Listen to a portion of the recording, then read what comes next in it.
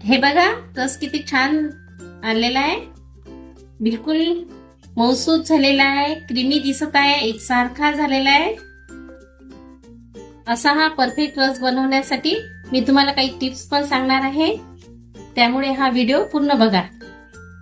तुम्हाला जर माझे रेसिपीज आवडत असतील तर सबस्क्राईब करा। चला तर मग असा रस बनवूया।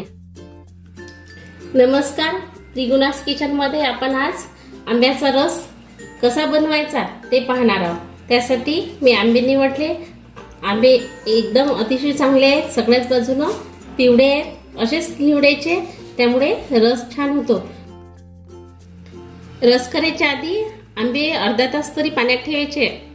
आपल्याजवळ वेळ नसला तर 10 मिनिटं तरी ठेवायचे, कारण की हे पिकलेले आंबे आहेत ना, तर याच्यात उष्णता असते जास्त, त्यामुळे उष्णता पाण्यात ठेवण्याच्याने कमी होतो आणि रस सुद्धा छान रसरशीत होतो।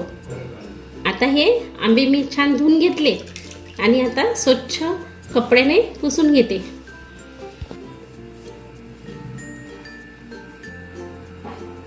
असेच सगळे आंबे मी छान पुसून घेते। असे मी सर्व आंबे स्वच्छ पुसून घेतले। आता कापून घेते। सगळ्यात आधी हा पोर्शन कापायचा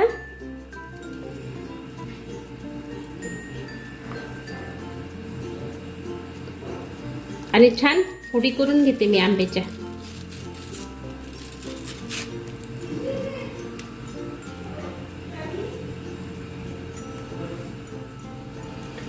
असे हे आंबे मी सगळे कापून घेतले।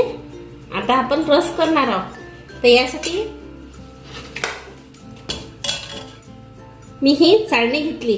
मी मिक्सर मधून रस करणार नाही, कारण की मिक्सर मधून रस केला तर मिक्सर मध्ये जेव्हा आपण मिक्सर फिरवतो ना, तेव्हा ते गरम होते आणि रस काळा पडू शकतो आपला, म्हणून मी या चाळणीतून करणार आहे। या चाळणीतून अतिशय छान होतो, तुम्ही बघू शकता। असं एकसारखा रस होतो। हा आंबा कसं केसाळ आहे, त्यामुळे या चाळणीतून जर आपण रस केला तर रसामध्ये गुठळ्या वगैरे होत नाही, मऊसूत रस तयार होतो।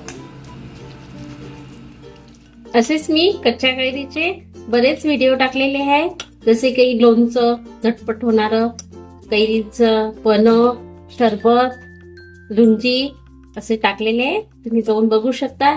तसंच विशेष म्हणजे मी हा जो आंब्याचा आमरस तुम्हाला दाखवून राहिली, तसंच मी कच्च्या कैरीचा सुद्धा आमरस केलेला आहे। त्याला सुद्धा असा छान चटकदार पिवळा कलर आलेला आहे, ते तावघारीच्या रेसिपी मध्ये मी टाकलेला आहे आणि सगळं रेसिपी अतिशय उत्कृष्ट झालेले आहे, तुम्ही जाऊन बघू शकता। हे बघा, या आंब्याच्या फोडीला काही गर राहिलेला नाहीये, धुयाचं सुद्धा काम नाहीये।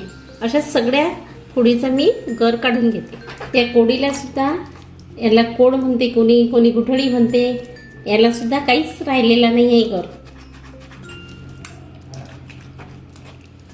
अशी हे गुठळी सुद्धा घासून घेतली।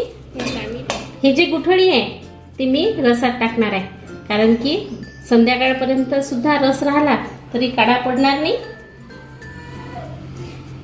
ही गुठळी रसामध्ये ठेवली तर एक दिवसभर सुद्धा रस काळा पडणार नाही। आता मी ही पिठी साखर तयार केली।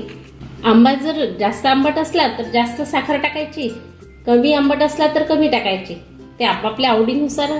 कोणाला जास्त गोड रस आवडते, कोणाला कमी गोड आवडते, त्याप्रमाणे आपण प्रमाण घेऊ शकतो। आता असं मिक्स करून घेते। तुम्ही तुमच्या आवडीनुसार विलायची वगैरे टाकू शकता, पण मी ते काहीच टाकणार नाही।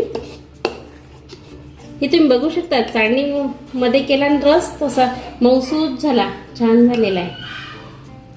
असा हा रस खाण्यासाठी तयार आहे।